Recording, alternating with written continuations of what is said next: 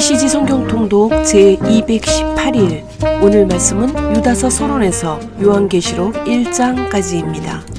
유다서는 한 장으로서 예수 그리스도의 믿음의 반석 위에 자신을 세우라. 주후 73년에서 80년경에 예수님의 동생 유다가 흩어진 유대인 공동체에 보낸 편지입니다. 주제는 배교와 거짓 교사들에 대한 경계로서 믿음의 도를 위하여 힘써 싸우라. 믿음 위에서 자신을 지키라. 유다서 서론. 우리의 영적 공동체는 우리의 육체만큼이나 병에 걸리기 쉽다. 그러나 우리의 예배와 증언에서 잘못된 것을 찾아내기란 우리의 위장과 폐에 생긴 병을 찾아내는 것보다 훨씬 어렵다. 육체가 병들거나 상처를 입으면 고통이 우리의 주의를 끈다. 그리고 우리는 신속하게 조치를 취한다. 그러나 우리의 영적 공동체 안에 침투한 위험하고 치명적인 바이러스는 오랫동안 발견되지 않은 채 잠복해 있을 수 있다. 육체를 치료하는 의사가 필요한 만큼 영을 진단하고 치료하는 사람은 더욱 필요하다. 유다가 초기 그리스도인 공동체에 보낸 편지는 바로 그러한 진단이라고 할 수 있다. 그는 편지에서 이렇게 말한다. 그러던 차에 간곡한 권고가 담긴 편지를 쓸 필요가 생겼습니다. 그것은 우리에게 선물로 맡겨진 이 믿음을 지키고 소중히 여기기 위해 여러분이 가진 모든 것을 동원해 싸워야 한다는 것입니다. 3절. 신자들이 무언가 잘못되었다는 것을 알지 못하거나 적어도 유다가 지적하는 것만큼 잘못되지 않았다고 생각하는 상황에서 유다의 진단은 더욱 필요한 것이었다. 물론 그리스도인 공동체 안에서의 삶은 단순히 공격이나 파괴로부터 신앙을 보호하는 일에 그치지 않는다. 이 일에 과대망상적인 태도를 보인다면 그것은 정신적으로 뿐만 아니라 영적으로도 해롭다. 그리스도인이 가장 먼저 갖추어야 할 자세는 유다가 말한 대로 두 팔을 활짝 벌려 우리 주 예수 그리스도의 자비를 기다리는 것이다. 이와 함께 강력한 경계태세도 필요하다. 유다는 편지를 읽는 이들에게 다음과 같이 격려한다. 여러분은 가장 거룩한 이 믿음 안에 여러분 자신을 세우십시오. 성령 안에서 기도하고 하나님의 사랑 가운데 머무르고 20절. 유다의 호루라기 소리가 수많은 불행을 막았다. 유다서 개요. 예수 그리스도의 믿음의 반석 위에 자신을 세워라. 헬라어 이름은 이유다 에피스톨레, 유다의 서신이다. 영어 성경은 주드라 한다. 기록자. 전통적으로 야고보의 형제이며 예수님의 동생인 유다로 보고 있다. 야고보와 유다서의 공통적인 특징으로는 기록자가 자신을 예수님의 종이라고 표현하고 있는 점이다. 유다도 야고보와 마찬가지로 예수님께서 활동하실 때 믿지 않았으나 예수님의 명령대로 다락방에서 성령을 기다렸으며 성령이 임하실 때 제자들과 함께 있었던 것으로 보인다. 사도행전 1장 14절. 유다가 어느 곳에서 선교를 했는지 확실히 알 수 없지만 아내와 함께 전도 여정을 떠났을 것으로 짐작된다. 고린도전서 9장 5절. 성경에서 예수님의 동생들이 부활하신 예수님을 만났는지에 대한 언급은 없다. 그러나 신약 성경은 예수님의 부활 후에 동생들이 제자들과 함께 있었다고 보고한다. 즉 예수님의 승천 후 동생들은 어머니와 함께 그곳에 있었다. 또한 예수님의 동생들은 선교 활동의 현장에도 있었다. 수신자, 이 편지는 부르심을 받은 자, 하나님 앞에서 사랑을 얻은 자, 예수 그리스도를 위하여 지키심을 받은 자들에게 발송되었다. 또 유다서에는 구약성경의 인물과 지명, 사건들이 언급되어 있다. 그러므로 유다서의 수신자는 이방인 사회에서 살고 있던 디아스포라 유대계 기독교인으로 추측할 수 있다. 기록 배경. 유대 7년 전쟁 이후 로마는 안정기에 접어들었지만 기독교를 향한 박해와 고난은 멈추지 않았다. 특히 이 시기에 교회 내에 거짓 교사와 이단 사상으로 인해 신앙의 위협이 커져갔다. 특히 복음이 널리 확산된 1세기 후반의 영지주의자들은 예수님의 성육신을 부인하며 윤리적으로 극단적 금욕주의를 주장하거나 반대로 극단적 방종과 쾌락주의를 주장하였다. 이는 교회에 강력한 위협이 되었으며 최악의 경우에 교회의 분열까지 일으켰다. 기록 연대. 여러 가지 주장이 있으나 유다서의 내용에 유대전쟁의 기록이 없는 것으로 보아서 주후 73년에서 80년에 기록된 것으로 여겨진다. 기록 목적. 특정한 교회나 개인에게 보낸 서신이 아닌 회람용 서신으로서 기독교의 진리를 왜곡시키며 잘못된 교훈을 전하는 거짓 교사들을 향한 정죄와 그들이 받을 심판을 강하게 경고하는 것이 이 서신의 목적이라고 할 수 있다. 또한 수신자들에게 하나님의 은혜 안에서 떠나지 말고 믿음을 굳게 하도록 격려하면서 거짓 교사들의 위협에 올바로 대처하도록 돕고자 기록되었다. 유다서는 하나님의 사랑을 받고 예수 그리스도를 위해 지키심을 받은 자들에게 인사함으로 시작한다. 유다는 육체를 더럽히고 경건하지 않으며 예수 그리스도를 부인하는 거짓 교사들에 대한 심판을 경고한다. 그리고 성도들에게 거짓 교사들의 가르침으로부터 자신을 지키고 기도하며 하나님의 긍휼을 기다리라고 권고한다. 마지막으로 축도함으로써 서신을 마무리하고 있다. 유다서. 예수 그리스도의 종이며 야고보의 형제인 나 유다는 하나님 아버지께서 사랑하시고 예수 그리스도께서 부르시고 지켜주시는 이들에게 편지합니다. 모든 일이 바르게 될 것이니 긴장을 푸십시오. 모든 것이 화합할 것이니 안심하십시오. 사랑이 시작되고 있으니 여러분의 마음을 활짝 여십시오. 모든 것을 동원해 싸우십시오. 사랑하는 친구 여러분, 나는 우리가 함께 누리고 있는 이 구원의 삶에 관해서 여러분에게 편지하려고 여러모로 애썼습니다. 그러던 차에 간곡한 권고가 담긴 편지를 쓸 필요가 생겼습니다. 이것은 우리에게 선물로 맡겨진 이 믿음을 지키고 소중히 여기기 위해 여러분이 가진 모든 것을 동원해 싸워야 한다는 것입니다. 이런 일이 일어나리라고 성경이 우리에게 경고한 대로 어떤 사람들이 우리 모임에 잠입하는 일이 일어났습니다. 그들은 겉으로만 경건한 척하는 뻔뻔한 불안당입니다. 그들의 속셈은 우리 하나님의 순전한 은혜를 방종거리로 바꾸는 것입니다. 그것은 오직 한 분이신 우리 주 예수 그리스도를 제거하는 일이나 다름없습니다. 우주에서 길을 잃은 별들, 여러분이 이미 잘 알고 있는 내용이어서 새삼스럽게 여러분의 기억을 되살릴 필요가 없을 테지만 내가 할 수 있는 한 분명하게 제시하려는 것은 이것입니다. 간략하게 말씀드리겠습니다. 주님께서 그분의 백성을 이집트 땅에서 구원해 내셨지만 나중에 변절자들을 모두 멸하셨습니다. 또한 여러분은 사악한 짓을 일삼기 위해 자기 자리를 지키지 않고 내팽개친 천사들의 이야기를 알고 있습니다. 그들은 지금 쇠사슬에 매여 캄캄한 곳에 갇혀 최후 심판의 날을 기다리고 있습니다.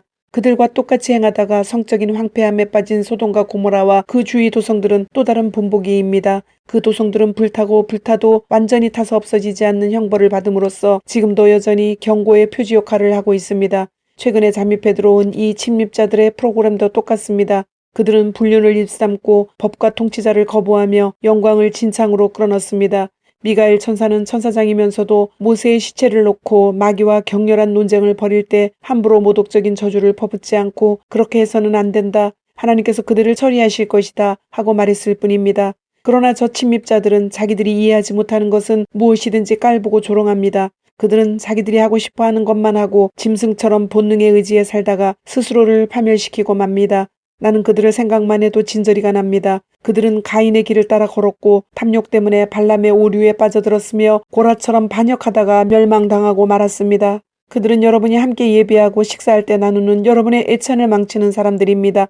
그들은 여러분의 평판을 떨어뜨립니다. 부끄러운 줄도 모른 채 흥청거리고 아무 것에도 얽매이려 하지 않습니다. 그들은 이와 같습니다.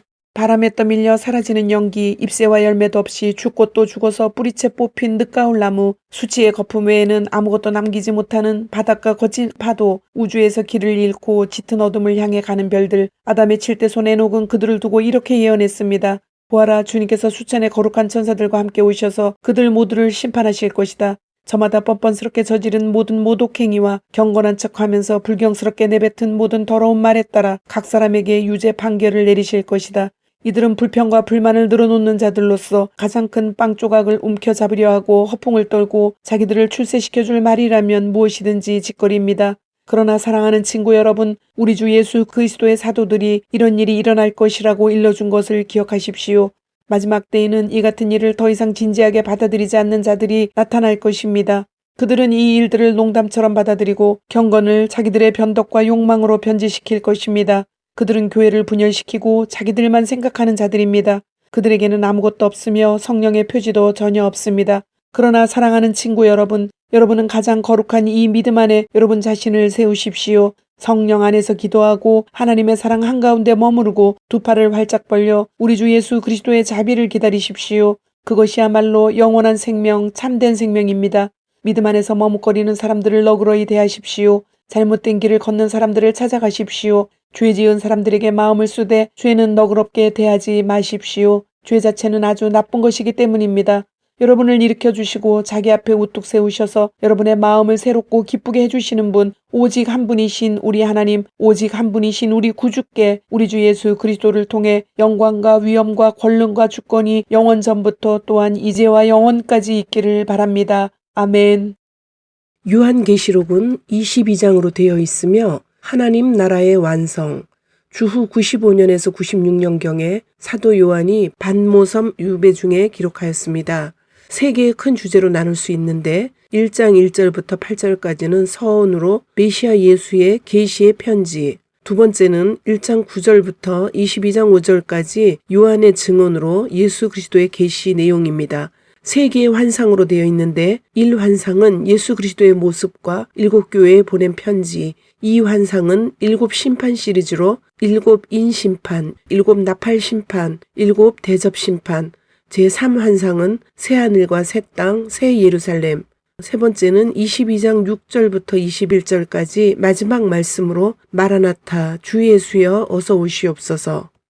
요한계시록 서론. 성경의 마지막은 화려하다. 환상과 노래, 재앙과 구출, 공포와 승리로 가득하다. 쇄도하는 색과 소리, 이미지와 에너지의 현기증이 날 정도다. 비록 처음에는 당혹스럽더라도 계속해서 읽어나가다 보면 우리는 점차 그 리듬을 파악하고 연결점들을 깨달으며 기독교 예배의 다차원적 행위에 참여하고 있는 우리 자신을 발견하게 된다. 예배는 내 동물이 밤낮으로 쉬지 않고 찬송을 부르는 가운데 시작된다. 거룩하시다, 거룩하시다, 거룩하시다. 우리 주님 주권자이신 하나님, 전에도 계셨고 지금도 계시며 장차 오실 분, 오 합당하신 주님, 그렇습니다. 우리 하나님, 영광을, 존귀를, 권능을 받으소서. 주님께서 만물을 창조하셨습니다. 주님께서 원하셨기에 만물이 창조되었습니다. 4장 8절 11절. 그리고 24장로들이 함께 찬송을 부른다. 이 책의 중간쯤에서는 구원받은 이들이 함께 서서 모세의 노래를 부르고 어린 양의 노래를 부른다. 오 주권자이신 하나님, 주님께서 하신 일이 크고 놀랍습니다.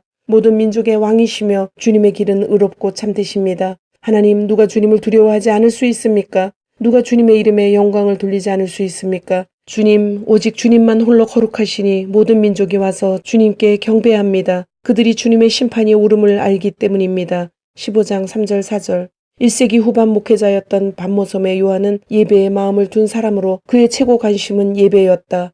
요한계시록에 기록된 그의 환상은 그가 반모라는 지중해의 한 섬에서 어느 주일 예배를 드리는 중에 찾아왔다. 그는 육지에 있는 7교회를 순회하며 돌보는 목회자로서 그의 주된 임무는 예배를 인도하는 것이었다. 살아계신 하나님에 대한 응답인 예배는 사람들을 공동체로 모아준다. 따라서 예배를 소홀히 하거나 왜곡하면 공동체는 혼란에 빠지거나 몇몇 사람들의 횡포에 시달리게 된다. 지금 우리가 사는 이 시대는 예배하기에 좋은 시대가 아니다. 아니, 그런 시대는 애초부터 없었다. 세상은 예배를 적대시한다. 마귀는 예배를 증오한다. 요한계시록이 분명히 보여주듯이 예배는 더없이 부적합한 조건 아래서 수행할 수밖에 없는 임무다. 어떤 그리스도인들은 예배한다는 이유로 죽임을 당하기도 한다. 요한계시록은 수월하게 읽히는 책은 아니다. 목회자일 뿐 아니라 시인이기도 한 요한은 은유와 상징, 이미지와 암시들을 즐겨 사용했다. 그것은 우리로 하여금 믿고 순종하는 가운데 예수의 임재 안으로 들어가게 해주려는 열망 때문이었다. 그가 우리의 지성과 상상력에 요구하는 것들은 또한 우리에게 큰 보상도 안겨준다.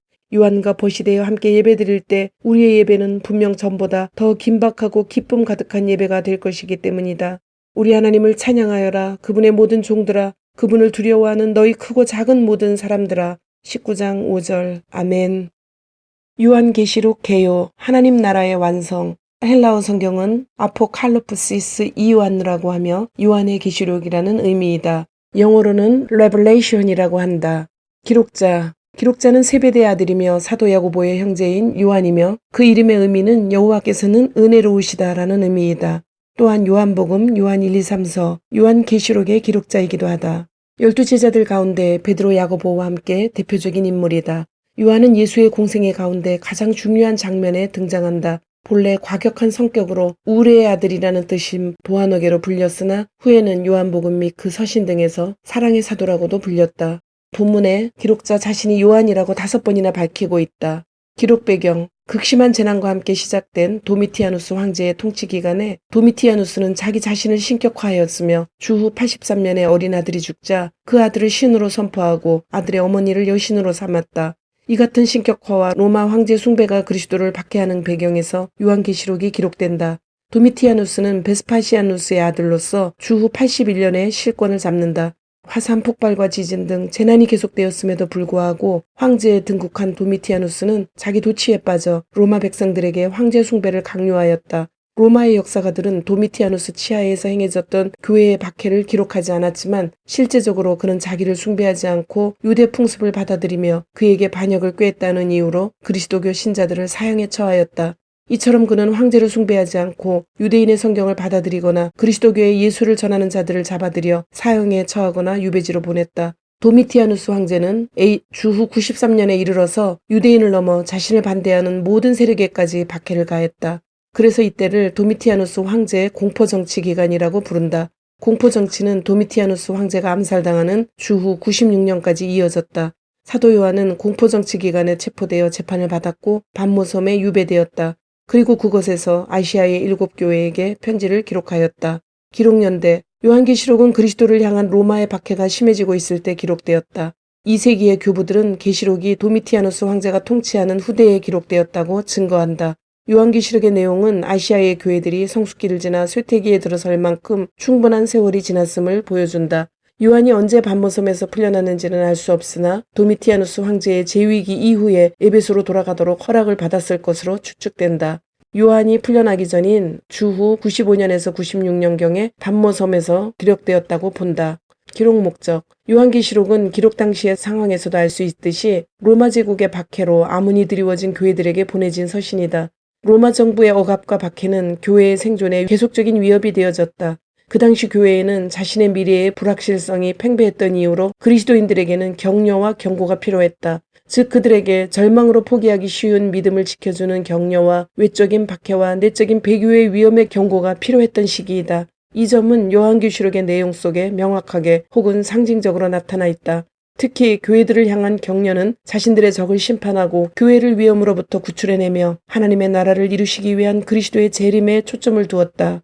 요한계시록에 수록된 아시아의 교회들의 모든 권면은 그리스도의 출현에 관계된 구절들로 묘사되었으며 내가 속히 이 말이니 라는 구절이 반복되어 나타난다. 따라서 요한계시록의 목적은 격려와 권면이요 중심 주제는 바로 그리스도의 재림에 대한 준비라 할 수 있다. 요한계시록에 관하여 1. 요한계시록을 잘 알면 성경 전체를 잘 이해하게 된다. 창세기는 성경 전체의 서론이고 요한계시록은 성경 전체의 결론이다. 하나님의 계획과 우리의 마지막이 모두 요한계시록에 기록되어 있다. 2. 요한계시록은 성경 65권의 성경적 세계관을 총정리한다. 요한계시록은 교회와 세상의 본질을 선명하게 제시함으로써 성경적 세계관을 제공한다. 우리는 성경적 세계관을 통해 세상의 본질을 이해할 수 있고 바른 믿음을 얻을 수 있다. 3. 요한계시록을 잘 알면 이단과 사이비 집단의 미혹에 빠지지 않게 된다. 요한계시록은 성경 65권을 통해서 해석된다. 이것은 성경 65권을 통한 해석과 요한계시록의 해석이 충돌되지 않음을 의미한다. 상호 연관 속에서 성경을 볼 때 바른 지식과 믿음을 갖게 되므로 미혹에 빠지지 않게 된다. 4. 요한계시록을 잘 알면 바른 신앙생활을 할 수 있게 된다. 성경적 세계관은 성경적 가치관을 갖게 하고 성경적 가치관은 성경적 행동을 하게 한다. 성경에 나타나는 다양한 가치관과 행동 양식은 성경적 세계관의 기준에서 해석되고 이해되어야 한다. 요한계시록은 하나님께서 예수 그리스도를 통해 사도 요한에게 감추어진 하나님의 구속 계획을 드러내 주심을 선포하면서 시작한다. 요한계시록에 나타난 하나님의 최종 구원의 과정은 인, 나팔, 대접의 심판에 있는 것이 아니다. 요한계시록에는 끝까지 인내하시며 구원받을 자들을 애타게 찾으시며 구원받은 사람들과 새하늘과 새 땅에서 함께할 수 있기를 바라시는 하나님의 마음이 드러난다. 요한계시록은 속히 오시리라는 약속과 예수 그리스도의 은혜를 축복하며 마친다. 요한계시록 1장.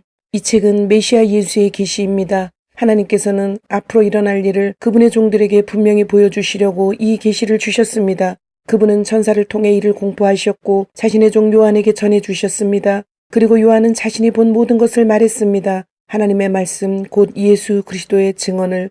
이것을 읽는 독자는 얼마나 복된 사람인지요. 이 예언의 말씀, 이 책에 기록된 모든 말씀을 듣고 지키는 이들은 얼마나 복된 사람인지요. 때가 바로 눈앞에 다가왔기 때문입니다. 지금도 계시고 전에도 계셨고 장차 오실 하나님. 나 요한은 아시아에 있는 7교회에 이 편지를 적어보냅니다. 지금도 계시고 전에도 계셨고 장차 오실 하나님께서 또 그분의 보좌 앞에 있는 7영이 또 충성스러운 증인이자 죽은 자들 가운데서 처음 살아나신 장자이자 지상의 모든 왕을 다스리고 계신 예수 그리스도께서 여러분에게 온갖 좋은 것을 내려주시기를 바랍니다. 우리를 사랑하셔서 우리 삶에서 우리 죄를 피로 씻으시고 우리를 한 나라로 그분의 아버지를 위한 제사장으로 삼으신 그리스도께 영광과 능력이 영원하기를. 아멘. 그분이 지금 오고 계신다. 구름 타고 오시는 분 모든 눈이 보게 되리라. 그분을 조롱하고 죽인 자들도 보게 되리라. 모든 나라 모든 시대의 사람들이 보고 비통해하며 자기 옷을 찢으리라. 오 그렇게 되기를. 주님께서 밝히 말씀하십니다. 나는 처음이요 마지막이다. 나는 지금도 있고 전에도 있었고 장차 올 하나님이다. 나는 주권자다. 예수 안에서 여러분과 함께 시련과 그 나라와 열정 어린 인내에 참여해 온 나 요한은 하나님의 말씀 곧 예수의 증언 때문에 밤모라는 섬에 있게 되었습니다. 그날은 주일이었고 나는 성령 안에서 기도하고 있었습니다. 그때 뒤에서 나팔소리처럼 우렁차고 쩡쩡한 큰 음성이 들려왔습니다. 내가 보는 것을 책으로 기록하여라. 그리고 그 기록한 것을 에베소, 서머나, 버가모, 두아디라, 사데, 빌라델비아, 라오디게아 7교회에 보내라. 나는 그 음성을 알아보려고 돌아섰습니다. 내가 보니 7가지 달린 금촛대가 있고 그 한가운데 인자가 계셨습니다. 긴 옷과 금 가슴마기를 입으시고 머리는 새하얀 눈보라치는 듯 눈은 화염을 쏟아내는 듯 했고 두 발은 화로에 달궈진 청동 같았습니다. 음성은 큰 폭포소리 같고 오른손은 7뼈를 붙들고 계셨으며 입은 예리한 날선 칼, 얼굴은 바짝 다가온 태양 같았습니다. 이를 본 나는 죽은 듯 그분 발 앞에 쓰러졌습니다. 그분의 오른손이 나를 잡아 일으켜 세우셨고 그분의 음성이 나를 안심시키셨습니다. 두려워 마라. 나는 처음이요 마지막이다. 나는 살아있다. 나는 죽었으나 살아났고 이제 나의 생명은 영원하다. 내 손에 있는 이 열쇠들이 보이느냐? 이것은 죽음의 문들을 열고 잠그며 지옥의 문들을 열고 잠그는 열쇠들이다. 이제 내가 보는 것을 모두 기록하여라. 지금 일어나는 일들과 곧 일어날 일들을 기록하여라. 내가 내 오른편에서 본 그 7별과 그 7가지 달린 금촛대, 너는 그 이면에 담긴 의미가 무엇인지 알기 원하느냐? 7별은 바로 7교회의 천사들이며 촛대의 7가지는 바로 그 주님, 오늘도 말씀을 주심을 감사드립니다. 주신 말씀대로 오늘 하루도 주님의 모습을 닮아가며 말씀대로 순종하며 살도록 은혜와 용기를 주옵소서. 예수님의 이름으로 기도드립니다. 아멘.